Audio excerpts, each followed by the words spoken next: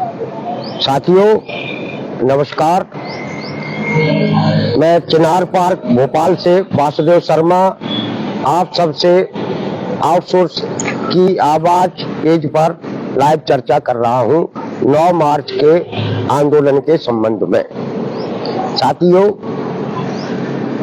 भोपाल के पुलिस और प्रशासन से बातचीत के बाद हम लोगों ने ये तय किया है, प्रशासन की भी ये सहमति है कि हम लोग चिनार पार्क के सामने इंदिरा जी की प्रतिमा पर एकत्रित होंगे और 12 बजे यहाँ से जुलूस के रूप में बाबा साहब अंबेडकर की प्रतिमा बोर्ड ऑफिस चौराहे से होते हुए पंडित दीनदयाल उपाध्याय जी की प्रतिमा पर पहुंचेंगे और वहां भाजपा मुख्यालय पहुंचकर भाजपा के प्रदेश अध्यक्ष आदरणीय बी.डी. शर्मा जी को अपनी मांगों का ज्ञापन देंगे।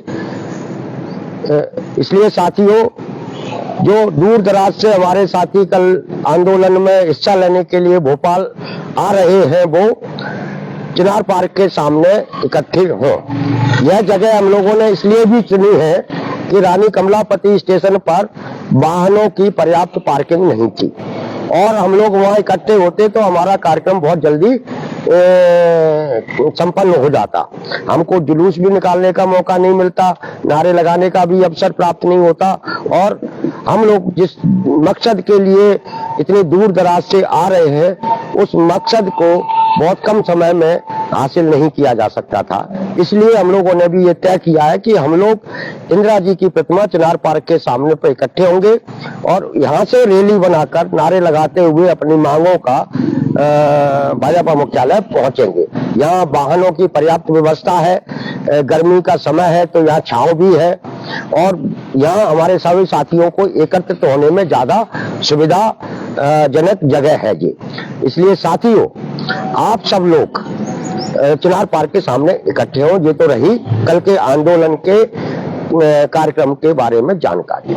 अब सवाल यह है कि हम लोग लगातार इस तरीके की आंदोलनात्मक गतिविधियां क्यों कर रहे हैं। तो आप सब लोग इस बात को समझते हैं और जानते हैं, आपकी जानकारी में भी है कि खुद माननीय सर्वोच्च न्यायालय का ये कहना है कि न्यूनतम से कम वेतन पर काम कराना अपराध है। ये माननीय न्यायालय का निर्देश भी है, आदेश भी है सरकारों के लिए। लेकिन एक मध्य प्रदेश ऐसा एक राज्य है जहां पर सरकारी विभागों में लाखों की संख्या में कर्मचारी ऐसा काम करता है जिसे सरकार का तय न्यूनतम वेतन नहीं मिलता है।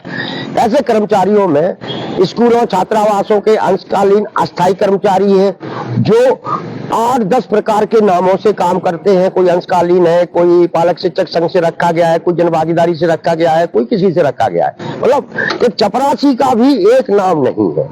इन सबको 4000-5000 में सरकार काम करा रही है और ये पिछले 15-20 से लगातार करा रही है। इसी तरीके से ग्राम पंचायतों में बड़ी संख्या में हमारा पंचायतों का चौकीदार है, पंप ऑपरेटर है, भ्रष्ट है, सफाई कर्मी है जो गांव में सारी व्यवस्थाओं का संचालन करता है, उसके वो 3000, 4000, 2000 रुपए ही मिलता है। तो ये बहुत सारे कर्मचारी हैं जिन्हें सरकार खुद का तय न्यूनतम वेतन नहीं देती। योग प्रशिक्षक हैं जो योग सिखाते हैं, मोदी जी का ड्रीम प्रोजेक्ट है योगा। योग शिक्षकों को, प्रशिक्षकों को भी 4-5 हजार मिलता है। अस्पतालों में जो अलग अलग नामों से वार्ड आया ये वगैरह काम करती है, उनको भी सरकार का तय न्यूनतम वेतन नहीं मिलता था। अभी सरकार ने इनको एक नाम दिया है सबको, अस्पताल सहायक और सीनियर अस्पताल सहायक के रूप में। लेकिन अभी तक ये अलग अलग नामों से काम करते थे। ये भी बड़े अन्याय के शिकार है। कई जिला अस्पतालों में, स्वास्थ्य केंद्रों में स्थिति ये है कि 6 से 7-7, 8-8 महीने से तनख्वाह नहीं मिली है। इस कारण से ये जगह जगह आंदोलन भी कर रहे हैं पूरे प्रदेश के अंदर। और अब जो जानकारियां हमको मिल रही हैं वो जानकारियां ये है कि ज्यादातर स्वास्थ्य विभाग में, ज्यादातर अस्पतालों में ठेके बदल दिए गए हैं। पुरानी जो कंपनी थी वो चली गई, अब नई कंपनी आ रहा है, तो इनके सामने एक एरियर मिलने का खतरा भी, संकट भी पैदा हो गया है। नई कंपनी कहेगी कि हम कैसे एरियर दे दें, पुरानी कंपनी जा चुकी है। स्वास्थ्य विभाग के जो अधिकारी है, सीएमएचओ है, सिविल सर्जन है, वो पूरी तरीके से इन आउटसोर्स एजेंसियों के हितों की रक्षा करते हैं, उनके लिए ही काम करते हैं, ये कर्मचारियों के लिए काम नहीं करते। इसलिए पूरे मध्य प्रदेश में इनके स्वास्थ्य विभाग के कर्मचारियों में नाराजगी है। ये स्थिति है पूरे मध्य प्रदेश के अस्थायी आउटसोर्स अंशकालीन ग्राम पंचायत कर्मचारियों के, जो अब तक के सबसे बड़े अन्याय के शिकार हैं। हमसे लगातार हमारे साथी ये कह रहे थे कि आप अपने कांग्रेस के विधायकों से विधानसभा के अंदर सवाल लगवाएं, क्वेश्चन करवाएं, मुद्दा उठवाएं। हम लोगों ने इस बार 100 से अधिक सवाल विधायकों से लगवाए हैं, जो आपने हमारे पेज पर देखे होंगे, जिनके जवाब सरकार को देना है तो शायद ही एक जवाब दे, लेकिन सवाल पहुंचे हैं विभागों में, उनके जवाब तैयार किए जा रहे हैं। आपने हमसे कहा कि विधायकों से सवाल लगवाओ, हमने बड़ी संख्या में सवाल भी लगवाए। कुछ हमारे साथी कहते थे कि कांग्रेस के नेताओं से इस मुद्दे को उठवाओ। हमने माननीय कमलनाथ जी से पत्र लिखवाया, पिछले दिनों हमने कमलनाथ जी के साथ बैठक भी की और उन्होंने भी कहा कि हम विधानसभा में इस पर चर्चा करेंगे। लेकिन अब सवाल ये है कि आपने हम लोगों से जो कहा, हम लोग वो आपके लिए करते रहे। 1 साल की सक्रियता के बाद न्यूनतम वेतन को रिवाइज कराया हम लोगों ने, अब आदेश भी निकल गए, एरियर सहित उसका भुगतान होना है, लेकिन वो एरियर सहित भुगतान आपके घर में सोते रहने से तो नहीं होगा। इसलिए अब आपकी भी जिम्मेदारी है कि अब कल 9 मार्च को अधिक से अधिक संख्या में भोपाल पहुंचे। भोपाल आकर आप अपने ही सवालों को सड़क पर जितनी गर्मजोशी के साथ उठाएंगे, वह आपका जोश उत्साह संसद तक, विधानसभा तक पहुंचेगा और जिन विधायकों ने सवाल लगाए वो विधायक भी विधानसभा के अंदर आप उस पर बहस करने के लिए मजबूर होंगे, क्योंकि हम लोकतंत्र में जी रहे हैं। लोकतंत्र में जो है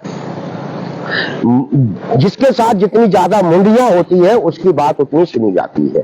कल आपके सामने 9 मार्च को अधिक से अधिक मुंडी दिखाने का समय है। पंचायतों के चौकीदार, वृत्त पंप ऑपरेटर बड़ी संख्या में कल भोपाल आ रहे हैं, क्योंकि वो न्यूनतम कम से भी कम पर काम कर रहे हैं, वो एक तरीके से गुलाम है। स्कूलों, छात्रावासों के अंशकालीन अस्थायी कर्मचारी बड़ी संख्या में भोपाल आ रहे हैं। आप आउटसोर्स कर्मचारी जो अलग अलग विभागों में काम करता है, अस्थायी कर्मचारी है, दैनिक माला है, जो बड़ी सब अन्य विभागों में काम करता है, उसकी भी जिम्मेदारी बनती है कि वो भी कल बड़ी संख्या में भोपाल पहुंचे। आपकी संख्या जितनी अधिक होगी, आपका मुद्दा उतना अधिक प्रभावशाली तरीके से विधानसभा के अंदर उठेगा। हम लोग कल इकट्ठे हो रहे हैं। 9 मार्च को हम बीजेपी के प्रदेश अध्यक्ष और उनके संगठन के नेताओं को अपनी बात बताने वाले हैं। 10 मार्च को हमारे शिक्षा विभाग के जो अंशकालीन कर्मचारी हैं वो डीपीआई पे धरना देंगे। पंचायतों के जो हमारे कर्मचारी हैं वो विकास भवन पे, पंचायत संचालनालय पे धरना देंगे। यानी हम लोग इस बार जो इकट्ठे हो रहे हैं वो आर पार की लड़ाई के लिए इकट्ठे हो रहे हैं। आपको इस लड़ाई का हिस्सा बनना है। आपको अभी तक सरकार के मंत्रियों का रवैया देख चुके हैं। आपको याद है अभी कुछ दिन पहले प्रहलाद पटेल जी ने आपको भिखारी तक कह दिया। भिखारी किसको कहा? जो मांग पत्र देते हैं। मांग पत्र कौन दे रहा था? मांग पत्र हमारे आउटसोर्स अस्थायी ग्राम पंचायत के कर्मचारी, अंशकालीन कर्मचारी, यही तो पिछले 1 साल से लगातार मांग पत्र दे रहे थे। भिखारी कह दिया। इससे पहले राव उदय प्रताप जी ने अतिथि शिक्षकों को क्या कहा था कि मेहमान बन के आए, घर पे कब्जा थोड़ी कर लेगा, उनको डकैत बता दिया, कह दिया। उससे पहले राजेंद्र शुक्ला जी ने रीवा में हमारे आउटसोर्स कर्मचारियों को कहा कि पहले तो गिड़गिड़ा के नौकरी मांगते हो और अब वेतन मांग रहे हो, ये ठीक नहीं है। यानी कि आप देखा जाए कि एक के बाद 3 मंत्रियों ने हम मेहनत कश, हम कामगार कर्मचारी वर्ग को, आउटसोर्स अस्थायी कर्मचारियों को अपमानित किया है, जलील किया है। 9 मार्च का दिन इसका भी बदला लेने का दिन है। यदि अपन जिंदा हैं तो ये जिंदा है तो हमें कल दिखाई देना पड़ेगा। सरकार से कहना पड़ेगा कि हम भिखारी नहीं हैं, हम अपना हक और अधिकार मांगने आए हैं। आपको हमने वोट दिया है, आपने संकल्प पत्र में हमसे वादा किया था कि हम आउटसोर्स अस्थायी कर्मचारियों को संविदा के समान सुविधाएं देंगे। हम वही मांगने आ रहे हैं। ये हमारा अधिकार है। सरकारी दफ्तर हम चलाते हैं, उन सरकारी दफ्तरों पर हमारा अधिकार है, वो अधिकार हमको मिलना चाहिए। इसलिए साथियों, कल 11 बजे तक जितनी अधिक संख्या में आप आ सकते हैं भोपाल आए, चिनार पार्क के सामने एकत्रित हो। यहाँ से हम लोग बीजेपी मुख्यालय पहुंचेंगे जुलूस के रूप में। नमस्कार।